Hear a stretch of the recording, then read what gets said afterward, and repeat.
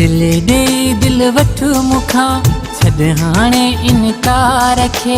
दिल दे दिल वठ मुखा छॾ हाणे इनकार खे। हिकु दफ़ो ॾिस जानी तूं आज़माए मुंहिंजे प्यार खे। हिकु दफ़ो ॾिस जानी तूं आज़माए मुंहिंजे प्यार खे।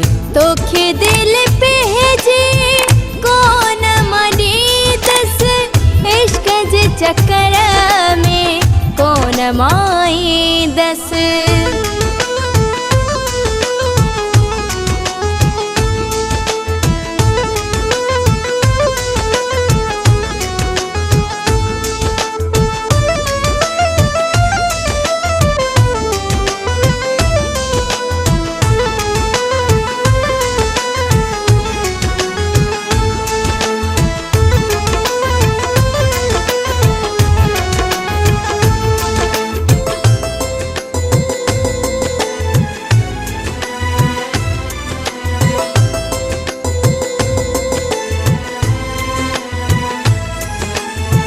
एडो मुखे छाले तू सिकाई थी पई। मजबूर दिल के छो दुखाई थी पई। मुखे छाज लाए तू सताई थी पई। मजबूर दिल के छो दुखाई थी पई। हो जायो तू मोजे पुठा पियो फिरे नंढे बार ये थो गल करी। हो जायो तू मोजे पुठा पियो फिरे नंढे बार ये थो गल करी। मन ही मुंहिंजो अर्ज़ तूं छॾ हाणे तकरार खे। मन ही मुंहिंजो अर्ज़ तूं छॾ हाणे तकरार खे। हिकु दफ़ो ॾिस जानी तूं आज़माए मुंहिंजे प्यार खे। हिकु दफ़ो ॾिस जानी तूं आज़माए मुंहिंजे प्यार खे। तोखे दिल पइजे कोन मनी दस इश्क जे चक्कर में कोन माई दस।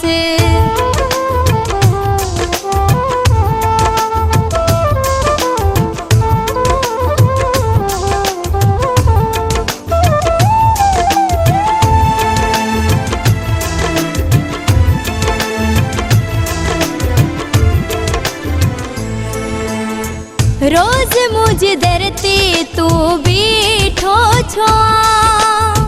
ॿियो मुल्क मौला जो खुटी वियो थी छा। मूंखे यार तो सार खड़ी ना। ॿियो मुल्क मौला जो खुटी वियो थी छा। हो केॾो तोखे जानी थो मिनथूं कयां। रोज़ तुझे दर ते थो चक्कर हणा। केॾियूं तोखे जानी थो मिनथूं कयां। रोज़ तुझे दर ते थो चक्कर हणा। महल सां वञ लॻी तूं पंहिंजे कमकार खे। महल सां वञ लॻी तूं पंहिंजे कमकार खे। हिकु दफ़ो ॾिस जानी तूं आज़माए मुंहिंजे प्यार खे।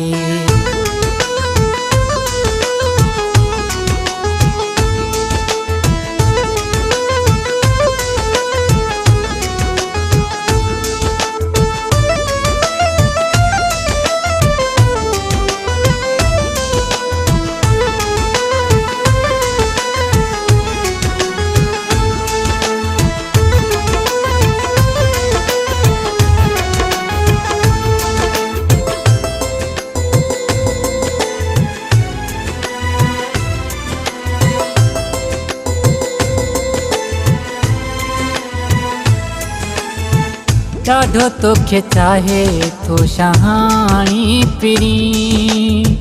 मियां दाद खे ॾे कुर्बानी पिरी। शुरू कयूं प्यार जी कहानी पिरी। मियां दाद खे ॾे कुर्बानी पिरी।